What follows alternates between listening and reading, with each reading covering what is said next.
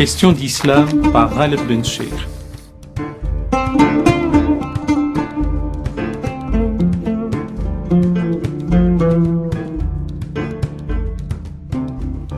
Aujourd'hui, nous parlons d'un penseur, d'un intellectuel qui n'est plus de ce monde, mais c'est un intellectuel contemporain, un penseur Malik Benabi, et c'est avec Jamal Al-Hamri qui le présentera.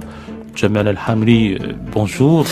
Bonjour. Et merci de nous faire l'amitié de venir pour la deuxième fois. Comme ça, il y en aura une troisième. J'ai failli dire une seconde fois. Et chez les puristes de la langue française, quand c'est second, il n'y a pas de troisième. Et je vous présente tout de suite, pour nos chers amis auditeurs, vous êtes islamologue, diplômé d'islamologie à l'école pratique des hautes études. Et là, vous êtes diplômé de l'université ouverte de Catalogne et vous préparez votre diplôme à l'université de Strasbourg. Et vous présidez l'Académie française de la pensée islamique. Alors, d'abord, pourquoi est-ce que vous vous êtes intéressé à Malik Benabi ? Pourquoi je me suis intéressé à Malik Benabi ? Je l'ai découvert par hasard. C'était en 2007, donc il y a maintenant 10 ans déjà. Je l'ai rencontré par hasard dans une librairie parisienne et j'avais déjà aperçu une ou deux fois son nom. Et en attendant une personne, j'ai acheté 2 de ses livres. Lesquels ? Alors, c'était un recueil de conférences, donc les grands thèmes et le problème de la culture.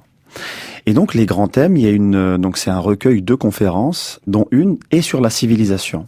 Et en rentrant en province, parce qu'à l'époque j'habitais en province, dans le train, je lis cette personne dont je ne connais absolument rien. Je ne sais même pas s'il est encore de ce monde ou pas. Mais quand je lis, il a un style très rafraîchissant. Et pour tout vous dire, je pensais qu'il était encore vivant. Et on peut entrer en empathie quand on voit que, déjà, il n'est plus de ce monde, et 2, en recherchant un petit peu sur Malik Benabi, finalement, je fais le constat qu'il y a très peu de choses sur sa vie, très peu de livres sur lui. Par contre, ce que je vois, c'est que c'est un grand intellectuel, un grand penseur algérien, et mes amis algériens n'en parlent très peu. Et à partir de là, j'ai commencé à faire mes propres recherches, à essayer de comprendre pourquoi. Et pourquoi on parle davantage d'un Frantz Fanon qu'un Malik Benabi. Ça, c'est la première des choses. Et la deuxième des choses, c'est que ce penseur m'a paru beaucoup plus contemporain qu'un certain nombre d'intellectuels musulmans en France qui vivent encore aujourd'hui. Encore vivants. Alors, simplement pour ponctuer sa trajectoire de vie, donnant les dates, il est né un 1er janvier, oui. Un 1er janvier 1905, et puis il est mort un 31 octobre 1973. Oui. Il est né à Constantine, oui. Mort à Alger, oui. Mais il a dû pérégriner et voyager, c'était un peu partout de par le monde. Une grande partie de sa vie, il la passe en Algérie sous férule coloniale. Exactement. Quand on s'intéresse à la vie de Malik Benabi, c'est quelqu'un qui a traversé les 3/4 du XXe siècle. C'est quelqu'un qui est né en 1905, vous l'avez rappelé, donc à l'apogée du colonialisme, l'apogée de la Troisième République. Il vivra également une deuxième période, c'est l'entre-deux-guerres et l'émergence du mouvement national algérien, avec des gens comme Ferhat Abbas, des gens comme Messali Hadj ou des gens comme Cheikh Ben Badis. Il vivra également une troisième période, celle effectivement de cette guerre de libération nationale. Alors est-ce qu'elle a commencé réellement en 54 ou alors a-t-elle commencé, comme le grand historien Mohamed Harbi a dit, le 8 mai 1945 ? Je pense qu'à titre personnel qu'elle a commencé dès 1945, donc cette période de 1945 à 1962, date de l'indépendance de l'Algérie, et ensuite cette quatrième période, c'est-à-dire l'indépendance, la reconstruction et le développement du pays. Donc Malik Benabi, c'est, quand on s'intéresse déjà à sa vie, on s'intéresse déjà à trois quarts à une grande partie de l'histoire du XXe siècle, avec les effets de la Première Guerre mondiale, de la Seconde Guerre mondiale, d'une grande période historique qu'on a malheureusement tendance un peu à sous-estimer, la période de décolonisation, qui quand même met fin à plusieurs siècles de colonisation européenne, et cette reconstruction, le développement, ce qu'on a appelé également la conférence de Bandung, c'est-à-dire la conférence des pays non alignés, et qui voulait reconstruire les pays du Sud, mais qui ne soient pas dans un alignement ni capitaliste américain, ni communiste russe. Ce qui expliquera aussi une bonne partie de sa vie qu'il a passée au Caire. Oui, pour l'anecdote, Malek Bennabi, c'est trois pays. L'Algérie, la France, plus d'une vingtaine d'années en France, et pas qu'à Paris, dans les quartiers latins. C'est très important parce que sa première femme, est une Française qui se convertira à l'islam. Sa belle famille vivra à côté de Dreux, à Luette-Cléré, donc en région centre, et donc il sera au contact, si vous voulez, la France de la province, la France des campagnes. C'est quelque chose de très important. On y reviendra tout à l'heure. En fait, quand il décide de quitter la France clandestinement en 1956, c'est pour se rendre à la conférence de Bandung, mais finalement son voyage s'arrête. S'arrête en Égypte. Et à ce moment-là, il est en contact avec les grands de ce pays-là, que ce soit Neguib, que ce soit Sadat ou Nasser. Et donc il arrive dans ce contexte égyptien et il va rester très longtemps. Et en même temps, dans ce contexte égyptien, il sera en contact également avec la délégation extérieure du FLN. Et là, il y a beaucoup de choses qui se jouent. À mesure que ses écrits sont traduits en langue arabe, parce que Malek Bennabi écrit d'abord en français, à mesure que ses ouvrages sont traduits en langue arabe et qu'il est davantage connu et qu'il forme une génération d'étudiants, à mesure qu'il est connu dans le monde arabe, le monde musulman oriental, finalement il y a une espèce de crispation qui s'est créée déjà en Algérie, on y reviendra peut-être tout à l'heure, avec le terme de la colonisabilité. Oui, c'est tout un concept auquel on lui consacrera. On lui en voudra, en fait, si vous voulez, on lui en voudra encore, alors qu'il a écrit en 49, on lui en voudra encore en 56, on lui en voudra encore de s'être intéressé davantage à la colonisabilité, c'est le procès qu'on lui fait, et d'écrire davantage sur l'afro-asiatisme que sur la révolution algérienne en cours, alors que il a proposé à part 2 fois de s'engager dans la guerre de libération nationale, soit en tant qu'infirmier sur le front, soit en tant qu'historien de la Révolution. Il a reçu, pour vous dire, aucune réponse à ces 2 requêtes. Une sorte de réponse silencieuse, oui, voilà. Comme on dit souvent. Continue à cerner, si vous permettez l'expression, un peu le personnage et à croquer son portrait. Quelle a été sa formation? Alors, tout d'abord, il naît à Constantine, mais avec sa famille, ils reviennent, donc il s'installe à Tébessa. À Tébessa, il sera dans l'école... Tébessa étant une ville de l'Orient algérien, presque proche de la frontière tunisienne. Tunisienne, exactement. Donc il sera, voilà, comme tout enfant indigène musulman, soumis à un double cursus, déjà très tôt.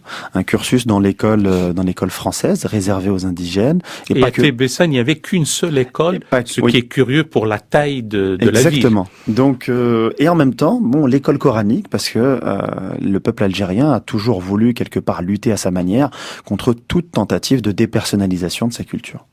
Donc, voilà, il grandit, il obtient son certificat d'études et il va à Constantine. Il s'inscrit dans la classe préparatoire à Sidi Djelis, donc à Constantine, le temps d'entrer dans la médersa. La médersa, à ne pas confondre avec la madrasa. La madrasa sont des écoles musulmanes fondées par Nidam al-Mulk de la dynastie des Seldjoukides. Le grand vizir Seldjoukide. Exactement. Dans Al-Ghazali, l'Al-Ghazal des Latins, sera titulaire, on aurait dit de nos jours, d'une chaire à la Nizamiya de Bagdad. Exactement. Et Nizamiya du nom de Nizam al-Mulk, donc une madrasa. Donc cette madrasa a plusieurs, a entre 9 et 10 siècles déjà, et vous avez donc les médersas. Les médersas ont été fondés au milieu du 19e siècle par l'administration coloniale française. Pourquoi ? L'administration coloniale française a mis la main considère le territoire algérien dès 1934 comme faisant partie du territoire. Elle met la main sur les biens des habous, c'est-à-dire des fondations pieuses qui permettaient de financer le culte musulman algérien de manière assez autonome. Et habous, mot qui veut dire bien de main morte. Oui. Donc ces fameuses fondations pieuses qui existent encore d'ailleurs dans le monde musulman. Et vous avez si vous voulez les gouvernements français qui doivent gérer de facto, de manière administrative, le culte musulman. Et donc, sachant que le culte musulman n'a plus les ressources pour financer son propre exercice, c'est l'État qui doit gérer. Il y a 3 départements à partir de 1848, la Deuxième République en Algérie, et il y a une médersa dans chaque préfecture de ces 3 départements. Et donc une à Oran, une à Alger, une à Constantine. Malek Benabi va se former dans cette médersa au même titre que son père, et au même titre que son oncle. Il va se former pendant 4 ans. Il sera diplômé, et à ce moment-là, à Constantine, il y a un homme qui est en train d'émerger, qui s'appelle le Cheikh Abdelhamid Ben Badis, donc qui a été formé, donc c'est un savant musulman algérien qui a été formé en Orient, qui est venu en Algérie, qui a fondé les écoles libres et qui a formé un certain nombre d'étudiants. Et ces étudiants seront au contact de Malek Benabi et de tous ces méderséens tels qu'on les appelait à l'époque. Oui, alors il ne va pas faire que des études classique, il sera. Comment se fait-il qu'il s'est orienté vers des études d'ingénierat, en électricité, en mécanique? C'était à l'école Sudria. Exactement. Ça, c'est la deuxième période. Alors, qu'est-ce qui s'est passé entre-temps? Entre 1925 et 1930, il fait un premier voyage en France, il revient, il essaye de trouver donc un travail en tant qu'auxiliaire de justice musulmane à Tébessa, à Constantine, et finalement, il finit par travailler à Afflou. Afflou, porte du désert, on est un peu loin, il travaille un temps et il revient. Il essaye de trouver du travail, mais il n'y arrive pas. Là, il agit en observateur, quasiment en anthropologue, en sociologue, en ayant une vision sur la population de la ville d'Afflou. Là, vous mettez le doigt sur effectivement un trait de caractère qui sera très intéressant. Quand il va à Afflou, qu'est-ce qu'il voit? Il voit finalement une désertification progressive sur un certain nombre de terres fertiles. C'est-à-dire que le désert commence à remonter. On est dans une société colonisée. Et ce jeune homme qui a 22 ans, quand il revient à Constantine, va voir le cheikh Abdelhamid Ben Badis. Ce grand et vénérable cheikh pensait qu'on allait, à un moment donné, ce jeune allait lui demander comment faire la prière, comment faire les ablutions. Voilà que tout d'un coup, un jeune de 22 ans lui pose la question, est-ce que vous vous êtes intéressé à la désertification? Là où finalement ce réformisme musulman s'intéressait d'abord aux questions théologiques, juridiques, voilà qu'on lui pose des questions d'ordre écologique, environnemental. Donc, merci de me relancer parce que du coup, ça nous donne également, on met le doigt sur effectivement un homme déjà qui est très observateur. Finalement, il ne trouve rien. Il arrive donc en 1930, on célèbre le centenaire de la colonisation en Algérie et à l'aide de ses parents, finalement, il vient en France. Et là, c'est la deuxième étape de sa scolarité. Il veut s'inscrire à l'Institut des études orientales pour, dans un second temps, devenir avocat. On lui signifie un refus qui n'est pas motivé.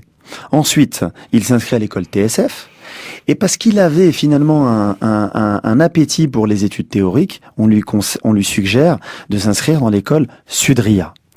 S'inscrivant dans cette école Sudria, il y a effectivement un homme qui était, à l'époque de Constantine, davantage littéraire, qui a découvert les écrits de Mohamed Abdou, les écrits d'Ibn Khaldoun, d'Ahmed Reda, donc ce réformisme musulman donc les écrits de grands réformistes musulmans et en même temps du grand historien Ibn Khaldoun, et en même temps c'était quelqu'un qui lisait et qui était très intéressé, notamment par son enseignant Monsieur Martin, par toute la littérature française.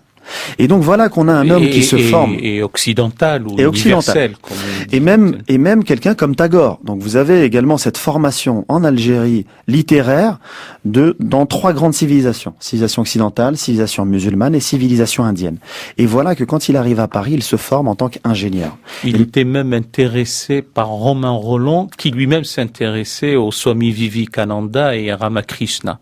Exactement. Il a eu un très grand respect pour Romain Rolland et le travail qu'il a fait justement pour faire découvrir cette pensée, cette spiritualité indienne, la pensée des Védas, en France. Et Romain Rolland, ça a été un des intellectuels français qui l'a beaucoup marqué. Donc, voilà, Malek Bennabi, c'est des tensions. C'est des tensions. Tébessa, ville plus modeste, Constantine, grande ville, l'Algérie, la France, et études littéraires, études scientifiques. Et Malek Bennabi, c'est aussi dans les années 30, quelqu'un qui, dès 1936, est capable de s'adresser aux élites musulmanes quand elles faillissent. 1936, une délégation du Congrès musulman algérien emmenée par la Fédération des élus et l'association des oulémas se rend en France, rencontrer le gouvernement du Front populaire dirigé par Léon Blum pour parler du cas algérien. Lui a considéré que le travail de l'association des oulémas, qui consiste à éduquer, à édifier des personnalités musulmanes pendant 10 ans, dès lors qu'ils rentrent en politique, ils ont quelque part failli à leur mission. Et il va, du haut, en 1936, il a 31 ans, s'adresser à eux. De la même manière, à la même époque, Ferhat Abbas, quand il écrit son article... Et qui est la date de la fondation de l'association des oulémas au sens administratif, en 1931. Alors, elle a commencé en 1931. Et on a donc également un article non publié de Malek Bennabi à cette époque-là, où il écrit, il répond à Ferhat Abbas, à son fameux article « La France, c'est moi ». Donc ça, c'est Malek Bennabi qui est capable d'interpeller, d'apostropher, diront certains, les élites indigènes musulmanes. Et en même temps, Malek Bennabi, c'est quelqu'un d'extrêmement sensible, très attaché à éduquer, à édifier des personnalités. Et quand, en 1938, on lui demande de diriger le centre culturel du Congrès musulman algérien à Marseille, où il est face à des personnes qui ne savent ni lire ni écrire, il prendra ce rôle à cœur et c'est là qu'il commencera à développer sa théorie de la culture. Et il va mettre au point un programme d'édification culturelle de gens qui n'ont jamais été à l'école. Au point que... Le fameux l'alphabétisation des adultes. Exactement. Là, on est vraiment dans l'idée d'université populaire. On est là dans la vulgarisation du savoir, l'édification d'un individu par la culture.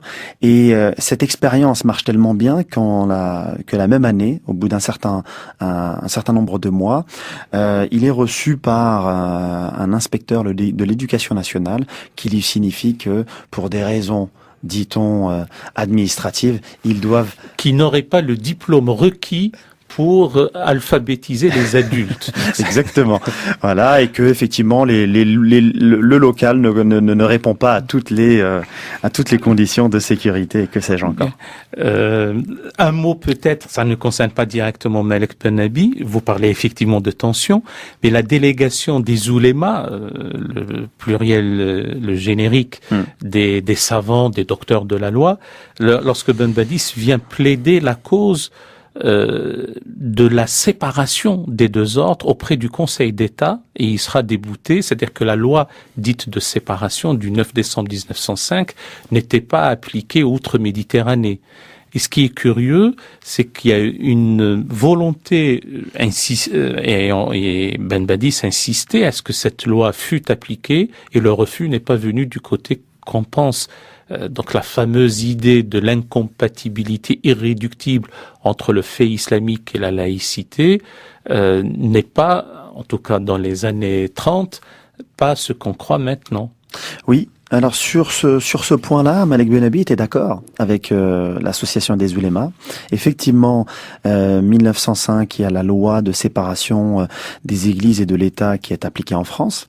Il y a 3 départements français en Algérie et paradoxalement, de manière totalement contradictoire, cette loi de séparation des églises et de l'État ne sera jamais appliquée en Algérie. Et des personnes comme le Cheikh Ben Badis et l'association des oulémas, mais pas seulement, mais je veux dire, l'association des oulémas aujourd'hui, il serait considéré comme des méchants islamistes.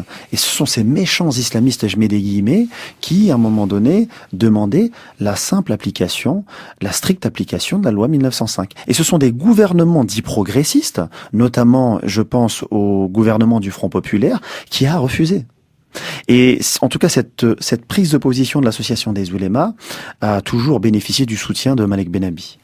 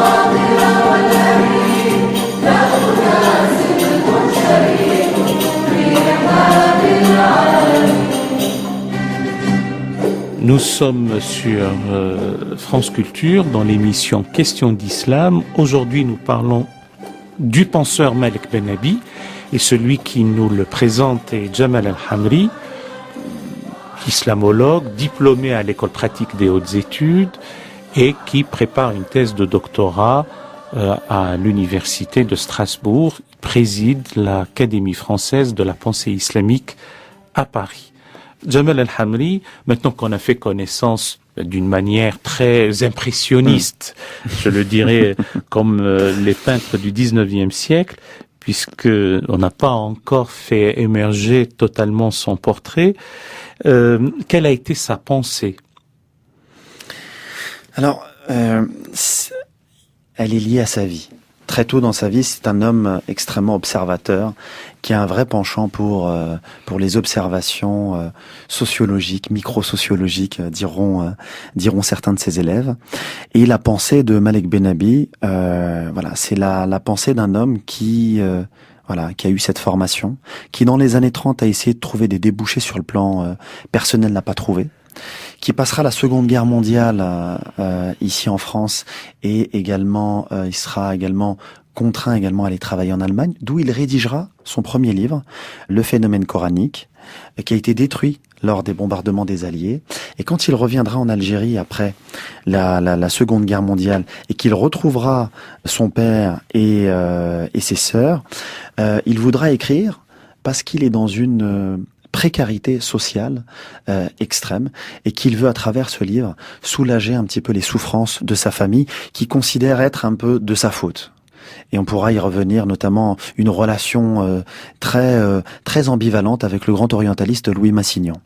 Donc il écrit son premier ouvrage et c'est un premier succès. Donc le phénomène coranique.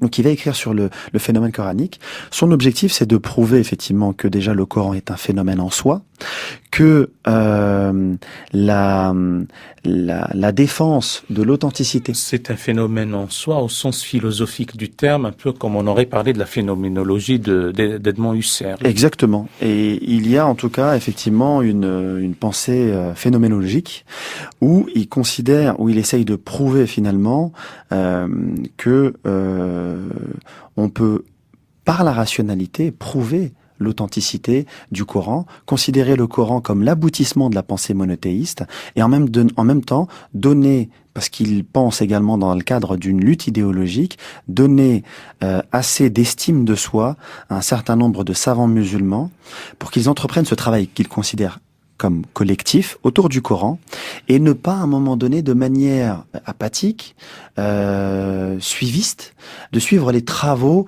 des orientalistes sans forcément mettre en place une grille d'analyse, un appareil critique pour juger de la pertinence ou non des travaux de ces grands orientalistes. Peut-être qu'à ce stade-là, même si ça aurait pu venir un peu plus tard dans l'émission, il y a cette mini-controverse entre lui et Sayyid Qutb, l'idéologue des frères musulmans, à propos du titre où il a, je parle de Sayyid Qutb, où il a enlevé de la civilisation, ou une société musulmane civilisée. Oui. Et donc, c'est par écrit interposé qu'ils se sont répondus l'un l'autre, en quelque sorte. On peut l'aborder maintenant. Alors, très bien. Alors, si vous voulez, voilà. Donc, il écrit donc les conditions, les Beyk, les conditions de la Renaissance, vocation de l'islam. Le Beyk étant plutôt un roman. Un roman. Alors que les autres, ce sont des essais de réflexion. Ce sont des essais, effectivement. Il écrira également donc l'afro-asiatisme. Et quand il arrive au Caire en 1956, il va y avoir donc une proximité de Malik Benabi avec des gens comme Sadat, Neguib, Nasser, des savants d'El-Azhar, et ce positionnement-là, à mesure que ses écrits sont connus, va lui être reproché par notamment l'organisation des frères musulmans. Et on va le considérer comme un peu quelqu'un qui n'est pas clair dans son positionnement. Et ça va aller en s'exacerbant quand il va à un moment donné écrire sur l'idéologue de référence des frères musulmans à cette époque, Sayyid Qutb. Et effectivement, il voit que, dans un premier temps, il va écrire un livre vers une société musulmane civilisée. Et finalement, il retire ce titre-là, et Sayyid Qutb en parle. Il s'avère que Malik Benabi lit effectivement cela, il analyse en fait pourquoi Sayyid Qutb enlève le mot civilisé. Et il considère que c'est une erreur et qui montre que finalement les théologiens et les frères musulmans ont sombré dans une forme d'apologétique. C'est-à-dire que finalement on pense que les sociétés musulmanes sont civilisées intrinsèquement. Là où pour Malik Benabi c'est un projet, c'est une tension qui doit animer une société et tous ses membres. C'est une visée. Exactement, c'est une visée, c'est un objectif. Et donc finalement quand on enlève ce mot-là, il dit mais cet éminent intellectuel, cet éminent penseur ne s'est pas rendu compte finalement que le fait d'avoir ôté le mot civilisé, finalement vous maintenez tous les ferments de ce qu'il a lui conceptualisé, c'est-à-dire la colonisabilité. C'est-à-dire que finalement c'est la société qui est ignorante. C'est la société qui est il faut alors donc une société musulmane, il faut un État musulman, il faut revenir à la pensée du Coran et s'éloigner de toute forme de polythéisme. Alors que finalement la pensée de Malik Benabi c'est de ne surtout pas rentrer dans ces débats-là et de se dire que voilà, nous formons une et même société et il faut que l'islam, pas l'islam tel qu'il est interprété par toutes ces idéologies ou tous ces courants de pensée, non, l'islam qui est au-dessus. C'est-à-dire finalement, c'est ce réservoir fantastique d'énergie spirituelle qui va à un moment donné édifier des individus. Revenons à l'islam et de cet islam-là, retrouvons une cohésion. Là où les idéologues finalement prennent un aspect de l'islam pour flatter un ego et à un moment donné jeter l'anathème sur toutes les autres formes musulmanes qui ne pensent pas comme vous.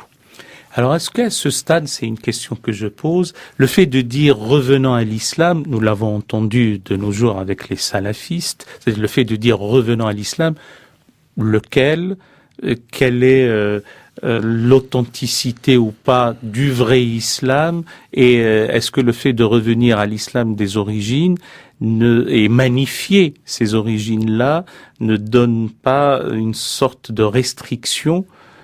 À juste raison, vous avez parlé d'un réservoir d'énergie, mais est-ce que de nos jours, le travers, c'est le fait de dire revenant à l'islam, mais un islam un peu étriqué?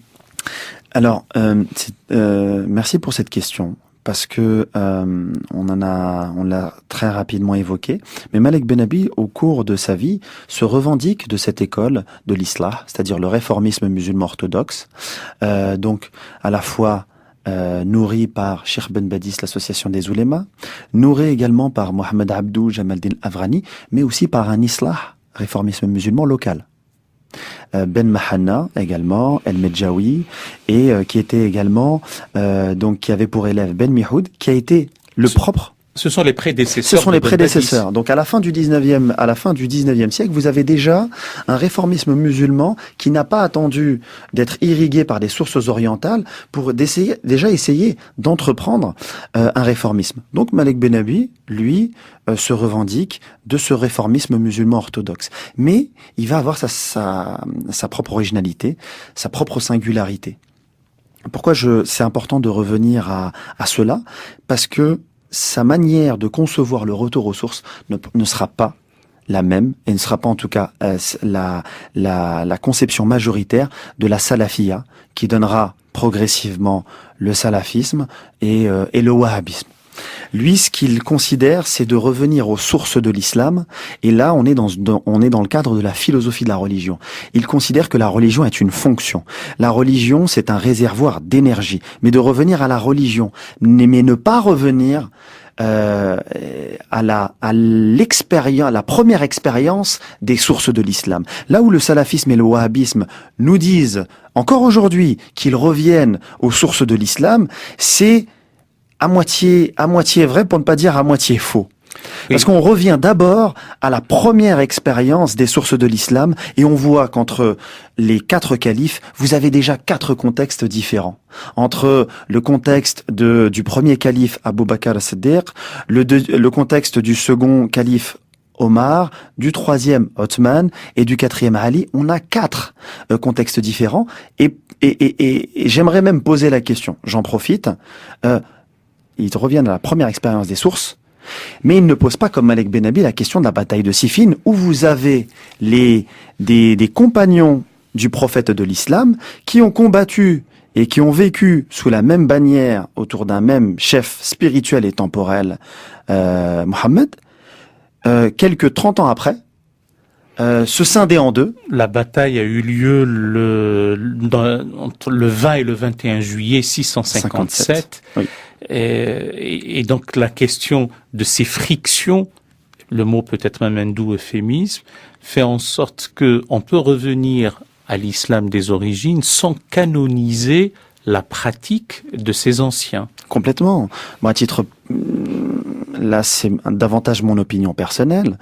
Je pense qu'aujourd'hui, même le monde musulman n'a toujours pas digéré, mais pas forcément, même pas la bataille de Siffin, n'a pas digéré finalement le jour où le prophète de l'islam est mort. C'est-à-dire qu'aujourd'hui, ça fait 14 siècles que le monde musulman n'a pas digéré cette journée.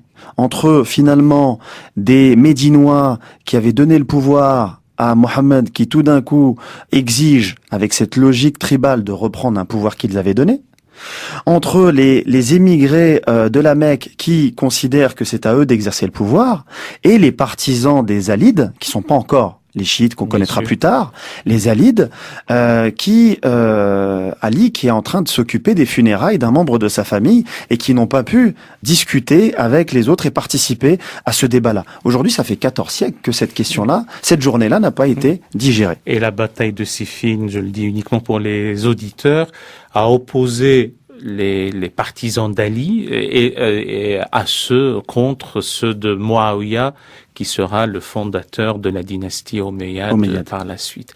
Revenons, si vous voulez bien, Jamal Al-Hamri, à Malek Benabi et à ce concept considérable, de portée épistémologique considérable, qui est celui de la colonisabilité. Oui. Ce néologisme qui rend compte à cette idée que les peuples, de par leur décadence, deviennent aptes à être colonisés. Alors, ça a été compris de cette manière-là, mais c'est pas de cette manière que lui a voulu, en tout cas, le promouvoir. Si vous voulez, Malek Benabi, il vit dans une société colonisée, où la propagande de l'administration coloniale française, c'est de dire également, si vous êtes en retard sur le plan civilisationnel, c'est qu'à un moment donné, vous n'avez pas fait comme nous, c'est-à-dire vous éloignez de la religion. Il n'y a pas eu de rupture comme nous, en France, on a eu avec le christianisme, avec l'Église romaine. Et dans le monde musulman, il faudrait passer par cette étape-là si vous voulez, à un moment donné, retrouver votre place dans le concert des nations. Donc, Malek Benabi fait une recherche historique. Et dans cette recherche historique, il va à un moment donné considérer que la civilisation musulmane est passée par 3 grandes étapes. La première étape va donc de la révélation coranique, 610, aux alentours de 610, à 657, la bataille de Siffin. Et il considère que cette période-là est la phase de l'âme, où les gens sont capables à un moment donné de donner, de faire don, un sacrifice d'eux-mêmes, de leurs biens, et pour une cause supérieure. À partir de 657, il considère que c'est un moment historique où il y a une fracture de la société musulmane. Et cette fracture de la société musulmane inaugure cette deuxième phase, la phase de la raison. Qui pour lui est un palier alors que la première phase est une phase ascendante. Exactement. Et cette phase ascendante, et je sais que vous êtes très attaché à la maison de la sagesse, la maison de la sagesse à Bagdad et également les bibliothèques de Cordoue, dans l'esprit de Malek Benabi, ce n'est pas l'apogée de la civilisation musulmane. C'est la phase de la raison. C'est là où, à un moment donné, l'idée religieuse a donné une impulsion à un peuple pour rentrer dans l'histoire. D'autres peuples ont convergé, et de là, il y a eu une effervescence sur le plan intellectuel. Et considère que c'est la phase de la raison qui va de 657 à 1269, la fin de la dynastie des Almohades. Et il parle donc de l'homme post-almohadien. Exactement. 1269, il y a eu 1258 au même moment dans le monde, en Orient, dans le monde musulman, avec la chute de Bagdad. À 11 années de différence, on a la chute de Bagdad sous Hulagu, le petit-fils de Gengis Khan, et en 1269, il y a la chute de la dynastie almohade. Exactement. Et ça inaugure cette troisième période qu'il considère comme le retour à l'instinct primitif. La religion ne joue plus son rôle, la société s'atomise, et là où l'islam donnait, si vous voulez, une identité au-dessus des identités tribales, claniques, ethniques, finalement cette idée religieuse n'a plus son rayonnement, et la société se désagrège. Et dans une société qui se désagrège, finalement c'est on chasse l'idée religieuse, on chasse la fonction sociale de la religion, et c'est le règne du maraboutisme. C'est le règne de la société post-almohadienne et de l'homme post-almohadien, c'est-à-dire un homme qui finalement démissionne, ne fait plus l'histoire, est dans un état végétatif, c'est-à-dire qu'il n'est ni totalement dans l'au-delà, ni totalement ici-bas. Et cette société désagrégée avec des individus qui, je me permets l'expression, planent, finalement, quand il va y avoir la colonisation algérienne qui a commencé en 1830, la colonisation française va jouer un rôle à son insu. C'est-à-dire que c'est pas, elle ne vient pas par philanthropie, mais elle vient à son insu casser un ordre social qui était déjà décadent. Et de la même manière que quand là nous sommes ensemble, si une tierce personne arrive, là où autrefois nous avions une forme d'animosité entre vous et moi, une troisième personne qui arrive crée à son insu une forme de solidarité, parce qu'on se méfie de cette troisième personne. Et là, en l'occurrence, le colonialisme français considère tous les Algériens de la même manière. Finalement, le colonialisme permet à ces populations donc nouvellement colonisées de se dire nous partageons une identité commune, nous avons un ennemi commun et nous avons besoin d'un islam dépouillé de ses particularismes pour résister. Et ce qu'on va voir également avec l'émir Abdelkader, Lala Fatman Soumer, la révolte de Mokrani durant tout le 19e siècle. Donc, c'est pour ça que, et dans tous ces autres écrits, ça a été très mal pris par le mouvement national algérien qui avait demandé à partir de 1945 que les intellectuels algériens élaborent une doctrine. Ils ont dit, nous avons un mouvement national algérien, nous n'avons pas de doctrine. Et l'essai de Malek Benabi, les conditions de la Renaissance, s'inscrivent dans ce contexte-là. Le problème, c'est qu'on s'est arrêté sur le terme de la colonisabilité, qui est un ensemble de carences morales et sociales de l'homme musulman, de la société musulmane. Et lui a voulu, si vous voulez, à un moment donné, analyser, avoir une double critique. Critiquer le colonialisme en tant que système et en tant que faillite morale de l'Occident, mais également de la colonisabilité qui est plus antérieure au colonialisme. Et donc, avec cette profondeur historique, il avait, si vous voulez, cette double lecture, cette double critique, facteur exogène, oui, mais facteur endogène également. Et d'abord, parce que lui, la notion de réforme, il fait partie, il est réformiste. La réforme, pour lui, elle se fait de l'intérieur vers l'extérieur. Donc des facteurs endogènes vers les facteurs exogènes. Alors pourquoi cette notion de colonisabilité n'a été perçue que comme une sorte d'anathème, voire une autoflagellation, alors qu'en réalité, il y a ces raisons extrinsèques, ces facteurs exogènes d'un côté et les facteurs endogènes de l'autre. C'est simplement pour savoir sortir du marasme, trouver un bon diagnostic afin de lui appliquer la bonne médication. Alors la pensée de Malek Benabi, c'est une pensée exigeante. Et si vous voulez, cette pensée exigeante, elle fait quelque part le contexte politique est secondaire. Et quand vous considérez le contexte politique comme secondaire, vous vous faites des ennemis chez un certain nombre d'idéologues. Et on a considéré par exemple que ce travail sociologique de théorisation à partir d'observation concrète, ce travail-là a été considéré par un certain nombre de personnes du mouvement national algérien comme une concession au colonialisme. Et là, on est dans un contexte, si on considère que comme je le fais, que la guerre d'Algérie a commencé en 1945. Quand en 49, vous conceptualisez la colonisabilité, on a l'impression, je me mets à la place également du mouvement national algérien, que Malek Benabi signe un chèque en blanc au colonialisme. Or, ce n'est pas le cas, pas du tout. Il considère d'ailleurs que, en posant la question de la colonisabilité, le colonialisme tombera comme un fruit pourri, si je peux me permettre l'expression. Et qu'une fois que l'indépendance sera là, finalement, qu'est-ce qu'on construit comme société ? Si finalement on est là tous à avoir une identité, une cohésion à partir finalement d'un ennemi commun. Quand cet ennemi commun part, qu'est-ce qu'on construit ensemble? Qu'est-ce qu'on partage ensemble? Et Malek Benabi, dès 1949, pose cette question-là. Qu'est-ce qu'on partage ensemble? Cette identité musulmane, très bien. Mais il va falloir que cette identité musulmane, la conception que l'on a de l'islam doit dépasser les particularismes pour créer une vraie cohésion.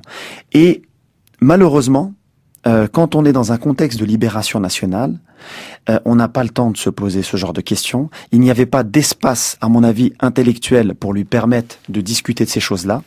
Et les gens avec qui il a grandi dans l'entre-deux-guerres, ceux qui animent et qui feront la guerre de la libération nationale, ils ont une vingtaine d'années. Malek Benabi, il a déjà plus de 40 ans. Et donc, il y a un clivage aussi, un clivage générationnel extrêmement important qu'il faut prendre en compte. Et en même temps, la personnalité de Malek Benabi, c'était quelqu'un aussi qui était fier, qui était susceptible.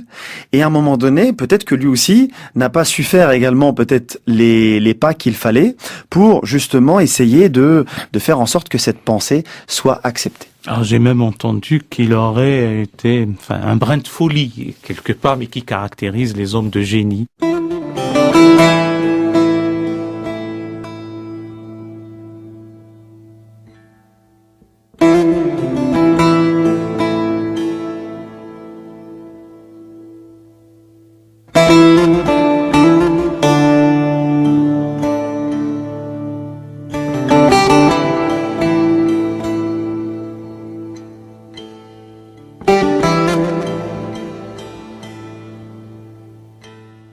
Nous sommes sur France Culture dans l'émission Questions d'Islam avec Jamal Al-Hamri aujourd'hui pour parler du penseur Malek Benabi qui nous le présente dans une monographie, une vie au service d'une pensée chez l'éditeur Al-Bouraq. Jamal Al-Hamri est islamologue, diplômé de l'école pratique des hautes études et qui prépare une thèse de doctorat à l'université de Strasbourg et qui préside l'Académie française de la pensée islamique. Pour cette dernière partie de l'émission, Jamal Al-Hamri, parlons, si vous voulez bien, de la réception de son œuvre, de sa pensée, aussi bien de par le monde, et notamment le monde islamique, mais pas uniquement, qu'en France.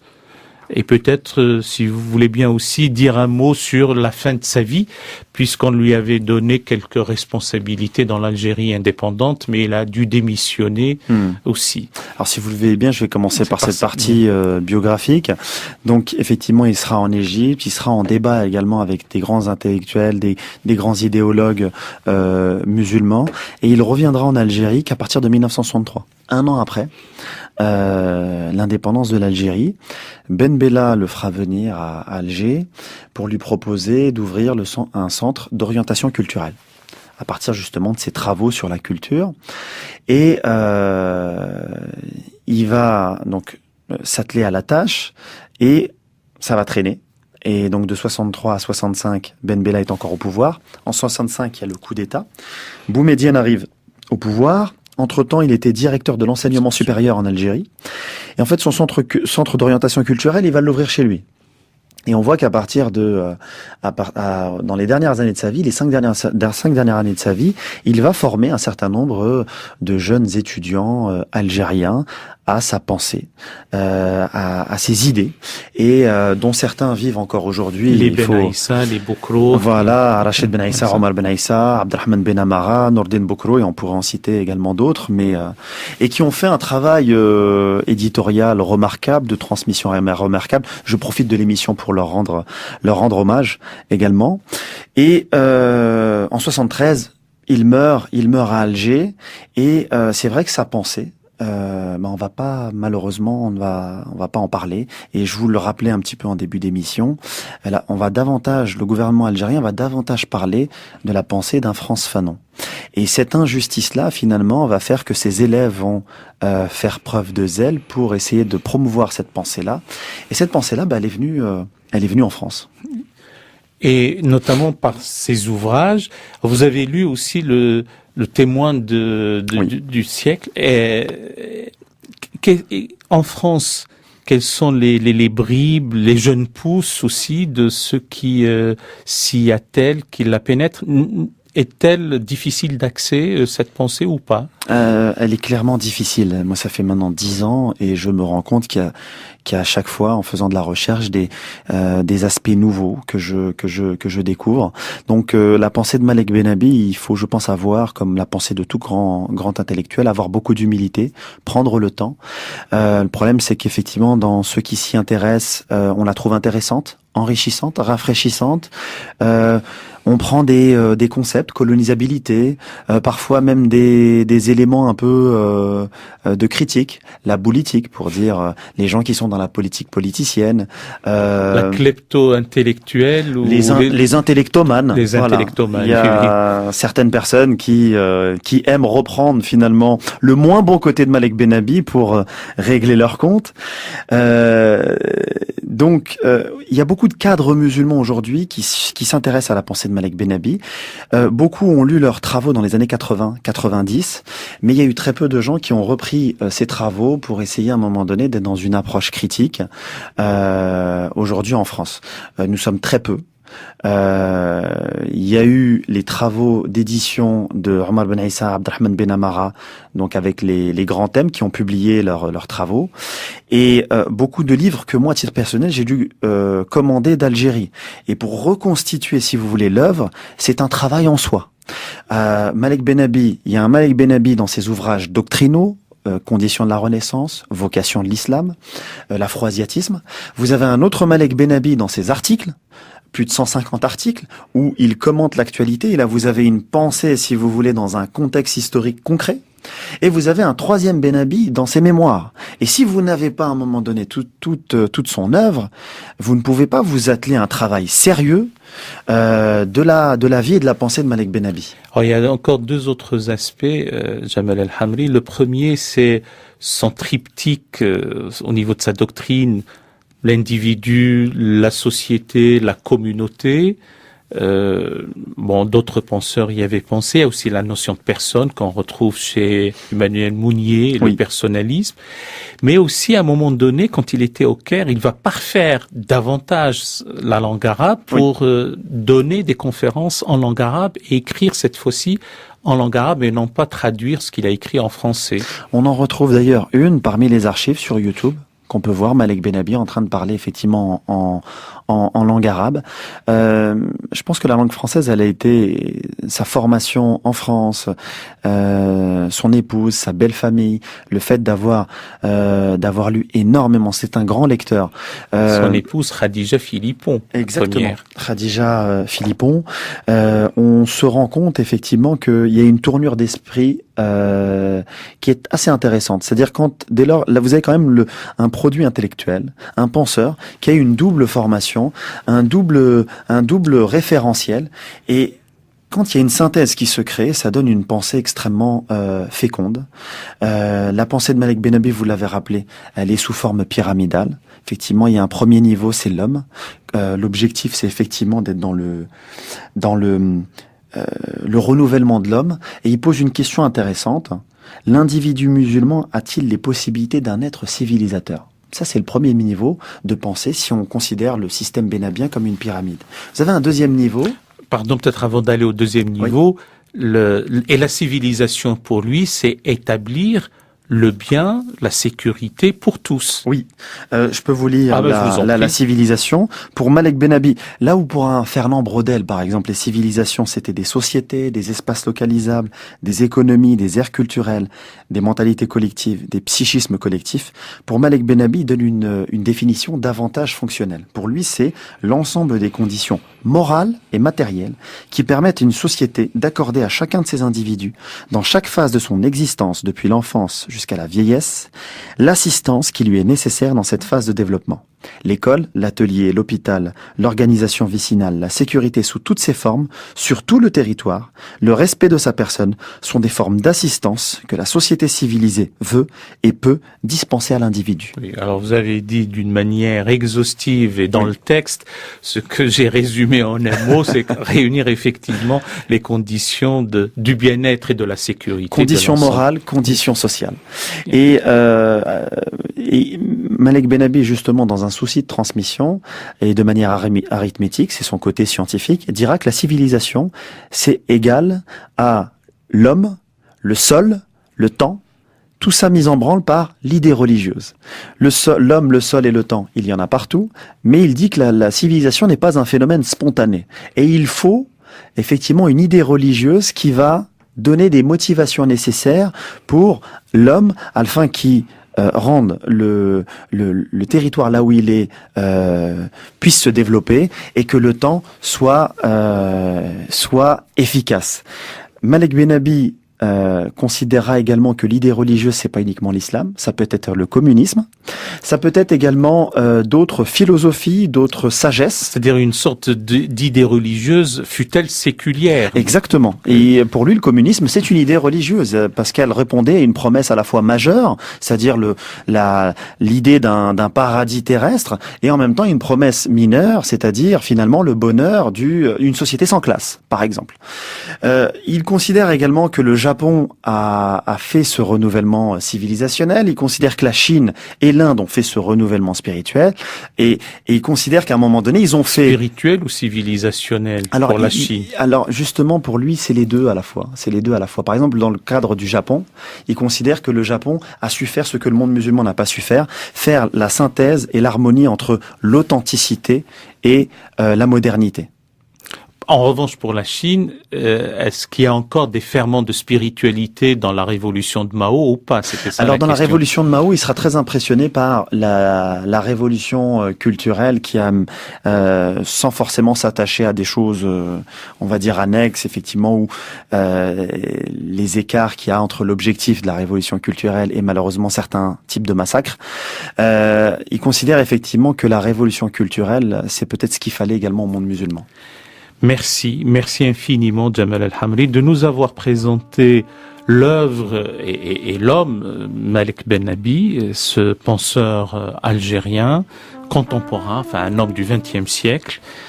C'était question d'islam. Vous retrouverez les références des musiques et des livres sur le site franceculture.fr. L'attachée d'émission est toujours Sylvia Favre. La prise de son est assurée aujourd'hui par Jean-Richard Dufour et la réalisation est toujours assumée par l'ami Franck Lilin.